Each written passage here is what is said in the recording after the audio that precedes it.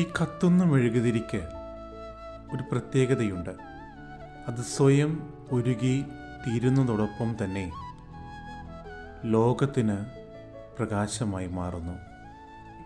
ഉള്ളിലുള്ള പ്രകാശമാണ് അത് മറ്റുള്ളവർക്ക് നൽകുന്നത്. ഓരോ മനുഷ്യരും ഈ മെഴുകുതിരി പോലെയാകണം.